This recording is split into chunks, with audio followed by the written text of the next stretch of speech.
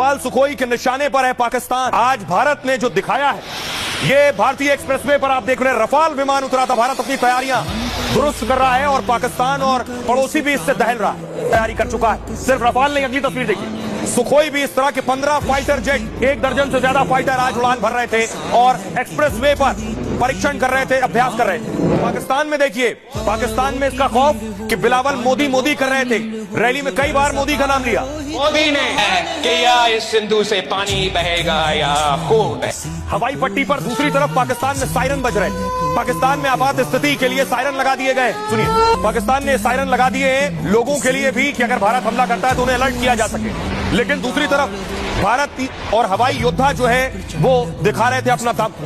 जहां ये हवाई जहाज और ये फाइटर उतारे गए, ये कहां निशाना लगाएंगे। शाहजहांपुर में हवाई पट्टी थी, वहां उतारा गया। यहां से अगर कराची पहुंचेगा लड़ाकू विमान तो 1328 किलोमीटर का सफर तय कर कराची को टारगेट करेगा। यहां से पाकिस्तान का दूसरा शहर है लाहौर।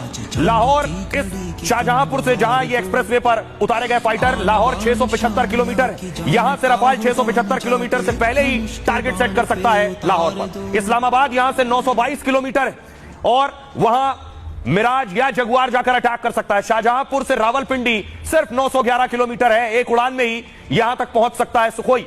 शाहजहांपुर से 891 किलोमीटर है पीओके, और पीओके में भी अटैक कर सकता है। यानी इस एक जगह से, उत्तर प्रदेश के इस एक एक्सप्रेसवे से पूरा पाकिस्तान और इसके सारे बड़े शहर रडार पर हैं। अब आपको बताऊं कि आखिर यह जरूरत भारत को क्यों आन पड़ी कि एक्सप्रेसवे पर लड़ाकू विमान उतार दो और लड़ाकू विमान एक्सप्रेसवे से गुजर कर जाए। पाकिस्तान तक ये तस्वीरें जा रही हैं।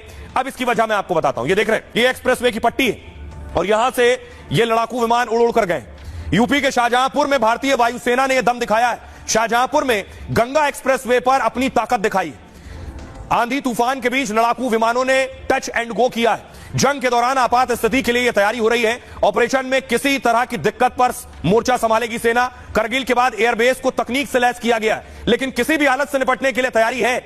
यूपी में एक्सप्रेसवे पर हवाई पट्टी बनाई गई। जंग के हालात में इन हवाई पट्टियों का इस्तेमाल किया जाएगा। दुश्मन क्या करता है, युद्ध की हालत में एयरबेस को निशाना बनाता है। ऐसी हालत में भारत के एक्सप्रेसवे से ही विमान उड़ान भरेगा और हवाई पट्टी से ही दुश्मन के ठिकानों पर जाकर स्ट्राइक करेगा। पहलगाम हमले के बाद आतंकियों के लॉन्च पैड इस वक्त निशाने पर है। लश्कर जैश के ट्रेनिंग कैंप सेना के निशाने पर है। मोस्ट वांटेड आतंकी हाफिज सईद और मसूद अजहर टारगेट पर है। आईएसआई हेडक्वार्टर और मुनीर का ऑफिस भी निशाने पर है।